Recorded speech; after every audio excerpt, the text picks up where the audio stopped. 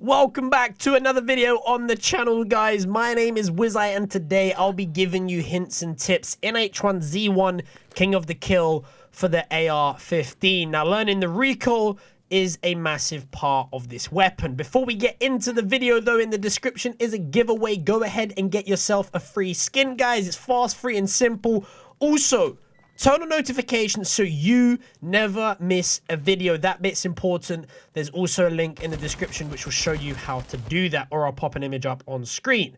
Now, the Ar15 and H1Z1 is the most used weapon, the most common, and probably the most viable weapon to use. It can be used very well at close, medium, and long range, providing you, the user, has the skill set to use it at all ranges. Now, firstly, I'm going to talk about the recoil of the Ar15, as to be honest, it's probably and certainly, in my opinion, the easiest weapon recoil pattern to learn in any game that I've played. This, along with its good range, is ultimately what makes the weapon the most viable.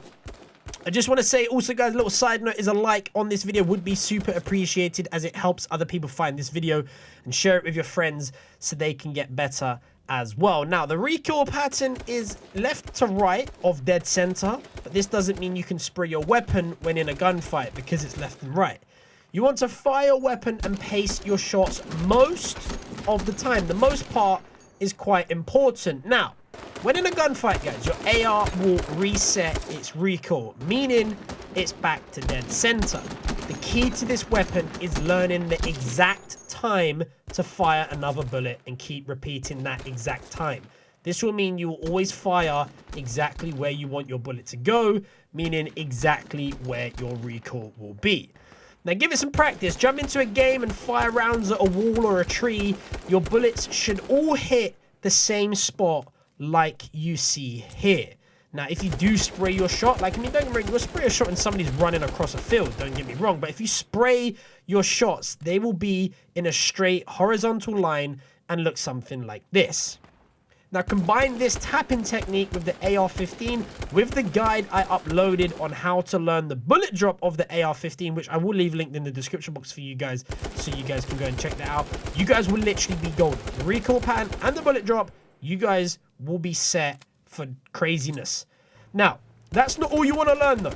There are times when spraying your weapon will be necessary, like when somebody's running across a field, when somebody's running away in a car, or even just driving past you in a car. Like, placing 2 shots while somebody is driving a car will be extremely hard compared to spraying, you know, when somebody's standing still behind a rock. Also, hitting your enemy once means they have to stop to heal when running away in a car, meaning you can get behind them and hit them again, or keep them from running, and, you know, they're just going to keep bleeding and health's going down, and you just can keep repeating this. You run up behind them, hit them, chase them in the car, get out, hit them again, and ultimately they will eventually have to get out of the car to properly heal, giving you an advantage to push up and get aggressive on them. Also, spraying up close is pretty viable, and again, placing 2 headshots up close will be extremely hard when somebody probably has a shotgun aimed at your dome.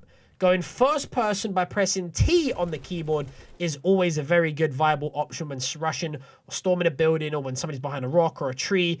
Again, spraying your AR up close. You want to spray your AR first person is definitely a great viable option. Now, always move and jump around when doing this. Feel free to lay down if that feels natural to you as well, because it makes you harder to hit. Now, another time to spray shots is when somebody is really, really far away. You know, you could just simply be mid-gunfight. Spraying your shots will give you a feel for the bullet drop, which you can refer back to in the description below for my video that I uploaded on bullet drop. Also, spraying your AR at somebody fleeing in a car is another great option, because you can damage their car, you know, minus 20%, their car's on fire. So spray your AR at cars, man. Like, don't feel the need to play shots at cars. You want to be zooming them, you know what I mean? Now, long range gunfights, there's many situations here, right? But you need to take them into consideration. If you're rolling up on somebody, let's just say, who's either mid gunfight, they might be hiding behind a tree or a rock, just had a gunfight and are healing, or just had a gunfight and maybe looting the kill, and you're going to be essentially backstabbing them. Now, if they don't know you're there, take your time. take your time with your shot, guys. You want to hit them at least once, right? This could either kill them or it could make them flee in their car, thus meaning their healing is actually doing nothing for them. And referring back to an earlier point in this video, you can chase them down, get an advantage on them. You know, they're going to have to heal, guys. If they don't know you're there, take your time with your shot. Hitting them once will put you at a great advantage. Could even finish them off. They could be minus 25% health, and one bullet will finish them off.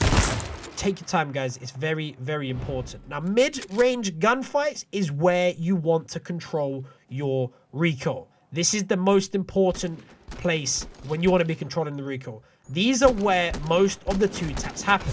2 well-placed shots are better than 15 sprayed shots and a lot easier to hit. Remember the recoil pattern, take your time, stay confident, remember the timing in between each shot to make sure your bullet is going exactly where you want it. Remember the bullet drop from the video that I'll reference in the description box down below, and you will literally bark people's heads off, guys, I promise. Now, something I want to touch on is the reloading of the AR-15. Now, it is faster than the AK-47, which also makes this weapon the most commonly used weapon as well. It adds to the fact that this weapon is so great. Now, I often tend to carry 2 ARs. So when you're chasing somebody in their car, you know, you can spray 1 AR at them, maybe land, you know, 15, 20 bullets, seriously damage up their car, switch to your second AR and continue chasing them down. And then once you get up close again, you can spray at them again. It's gonna, you know, 60 bullets can easily blow a car up. So carrying 2 ARs is a viable option. It also helps if you're fighting somebody, you don't have to reload for 60 shots where they will have to reload every 30 shots. Guys, 2 ARs and 1 shotgun is a great loadout to go for. Also, don't actually be, this is a little side note, don't be afraid to drop your second AR for grenades.